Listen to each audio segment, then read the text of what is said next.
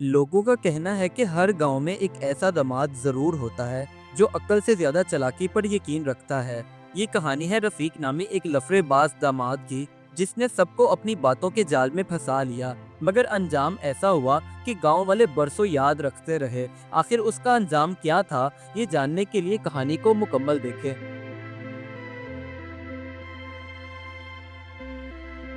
राजनपुर गांव में सूरज ढल रहा था। हर घर में चूल्हा जल चुका था, मगर एक घर में सबकी नजरें दरवाजे पर टिकी थी, क्योंकि उस घर में दामाद आने वाला था। उस दामाद का नाम रफीक था, जो शहर का रहने वाला था। बड़ा तेज और चर्ब जुबान बंदा था। ससुराल आया, ऐनक लगाई हुई थी और बाइक साफ सुथरी। गांव वालों ने जब देखा तो कहने लगे, ये जरूर कोई अमीर आदमी है। रफीक को उसकी सास ने जब देखा तो कहने लगी, कैसा भला मानस और साफ सुथरा निखरा हुआ दामाद है। और ससुर फखर से बोला, हमारी बेटी की किस्मत देखो। मगर किसी को मालूम ना था कि ये आदमी सिर्फ चालाकियों का बादशाह है। जब खाने का वक्त हुआ तो रफीक ने पहले ही दिन अपनी सास से कहा, अम्मी जी, मैं तो सिर्फ 2 निवाले खाता हूँ। और फिर 2 निवालों के बाद पूरा थाल साफ कर गया। सास की हंसी न रुकी, लेकिन फिर भी उसने अपने आप को कंट्रोल किया। खाना खाने के बाद रफीक ने सभी गांव वालों को इकट्ठा किया और उनसे कहने लगा, मैं शहर में बहुत बड़ा बिजनेस करता हूँ, जल्द ही यहाँ फैक्ट्री खोलूंगा। ये सुनकर सब तालियां बजाने लगे, लेकिन वो ये नहीं जानते थे कि ये सारे रफीक के खाली वादे हैं, जबकि असलियत कुछ और ही थी।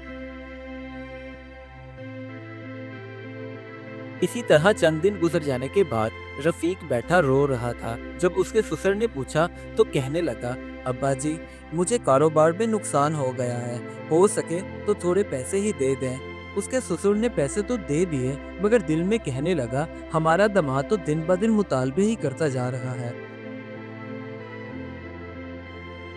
कुछ दिन बाद रफीक ने फिर से गांव वालों को इकट्ठा किया और उन्हें अपने मोबाइल में मुख्तलिफ तरह की गाड़ियों और बंगलों की तस्वीरें दिखाते हुए कहने लगा, ये कार, ये बंगला और ये ऑफिस सब मेरा है। असल में वो सारी तस्वीरें रफीक ने इंटरनेट से डाउनलोड की थी।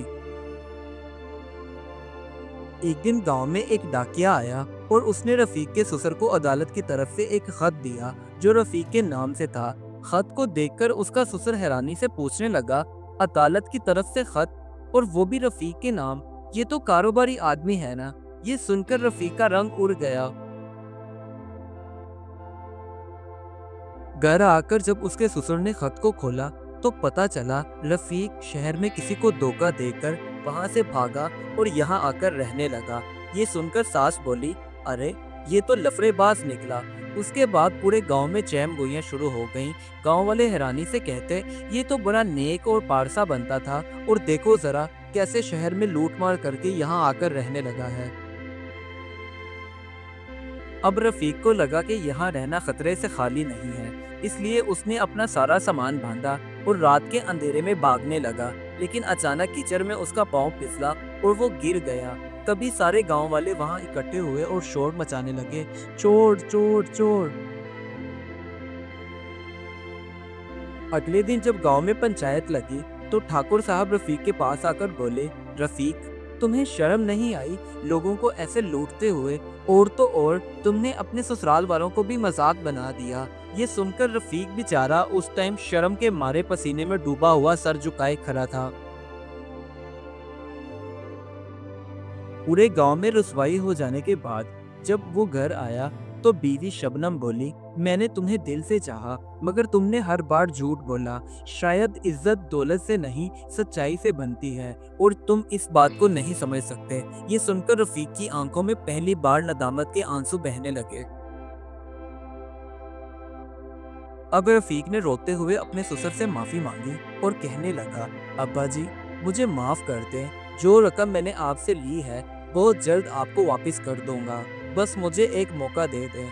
ये सुनकर उसका ससुर का दिल नर्म पड़ गया और उसने रफीक को एक मौका दे दिया।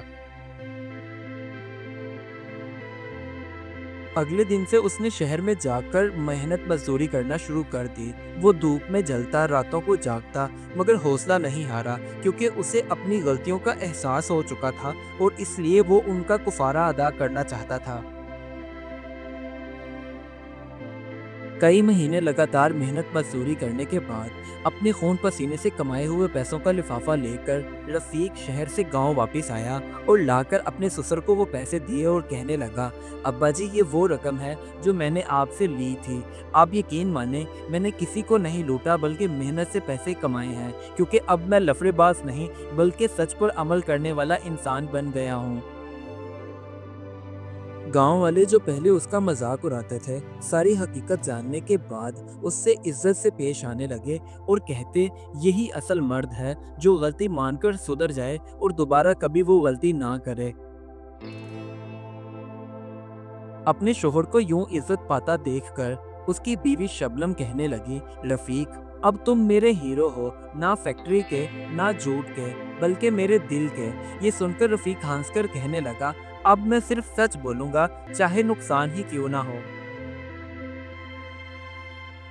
उस दिन के बाद रफीक के लिए सब कुछ बदल चुका था। उसके ससुर ने मुस्कुराकर कहा, आज से तू मेरा बेटा है, दामाद नहीं। यूं लफड़ेबाज दामाद गांव का सबसे ईमानदार इंसान बन गया। इस कहानी से हमें ये सबक मिलता है, झूठ चाहे वक्ती फायदा जरूर देता है, मगर सच्चाई जिंदगी भर की इज्जत देती है। Do like my videos and don't forget to subscribe my YouTube channel. Also press the bell icon.